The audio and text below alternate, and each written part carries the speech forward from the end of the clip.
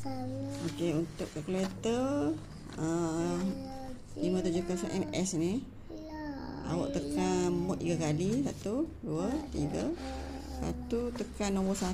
Tekan nombor 1. Okey, lepas tu masa dia keluar unknown ni, jangan tekan lagi. Awak kena tekan sini dulu. Dia keluar degree. Degree tu awak tarik nombor 2 deh.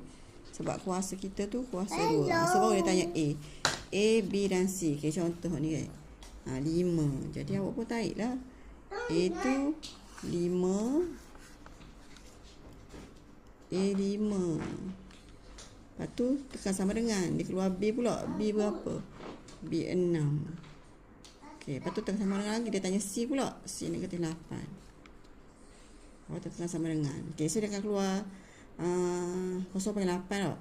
Awak tukar kepada pecahan Macam mana nak tekan pecahan sini? Tekan A, B per C ni. Tekan A, B per C. So dia keluar 4/5. Cikgu tunggu ni.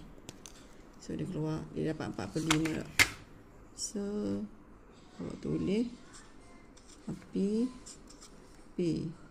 4/5. So negatif tak dia tak? Ada negatif tak ada. Positif tak? So sini akan jadi negatif lah.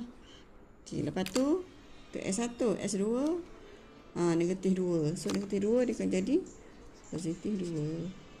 Okey, siap lah.